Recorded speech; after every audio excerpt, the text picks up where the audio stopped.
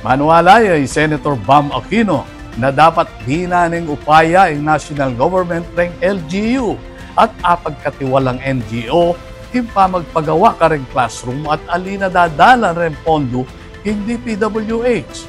Ayun yung report. Kumpiyansaya Senator Bam Aquino na apakibatanin ng Classroom Building Acceleration Program o CAP Act o Senate Bill 121 ing migit 165,000 classroom backlog king bansa. Ustong may ganyang batas iti, sinabi ng Aquino na didina ng upaya ng Senate Bill No. 121 o CAP Act, reng Local Government Unit o LGU at Non-Government Organization o NGO amitalakad masaleseng classroom king saup ning pondo ibat king national government. Bypass natin ang DPWH, ibigay natin yung pondo sa mga LGU at sa mga NGO na may track record sa paggawa ng school building.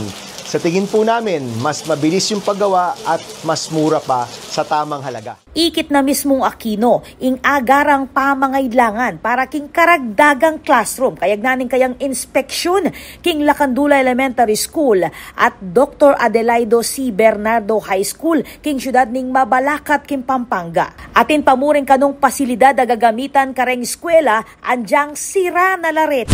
Nais po natin makita na mas may pondo pagdating sa edukasyon, pagdating sa classroom, at yung pondong yan na nasasayang lang, nabubulsa lang, nawawala lang, mapunta po sa tama. Amuyutan ng Senator Bam Aquino ing gobyerno na magtiwala kareng NGO wa ating kakayanan at kareng LGU na makasaw bang itas ing kalidad ding edukasyon king karelang komunidad. In partnership with LGUs, DepEd, and of course, na mapunta po yung budget dyan, I'm sure kaya ho nating mapunuan yung ating kakulangan. Dikdik ng Aquino ing kayang kapagnasan na ilipat ing parte ning flood control budget king edukasyon imbes na ibye at ilele ing bilyon-bilyong peso sa pondo kareng lugal na naman lulbog.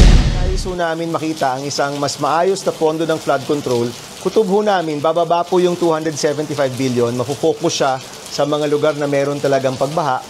Yung matataptesan po, yung matatanggal, natingin po namin, naabot pa siguro ng 100 billion, nais po namin yung ilagay sa edukasyon. King datos ng Department of Education o DepEd, ating migit 165,000 na classroom shortage king bansa. Kabilang kareng rehiyon na ating kakulangan, ing Calabarzon, atin 18.7% o at yung 31,010 classroom shortage. King NCR naman, 15% ing kakulangan kareng classroom. Bangsamoro Autonomous Region for Muslim Mindanao at yung 8%. Central Luzon o Ketiking Region 3, 7.9% o katumbas ning 13,070 classroom shortage. Central Visayas, 7.6% o katumbas ning 12,574 classroom shortage.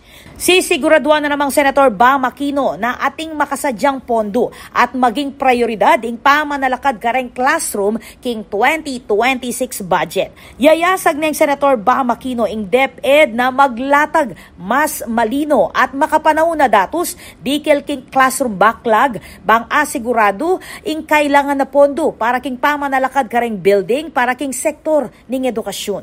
Ako po, Patricia Mamangon para king News Force Pampanga. Balitang tutuking Balen, susuyo.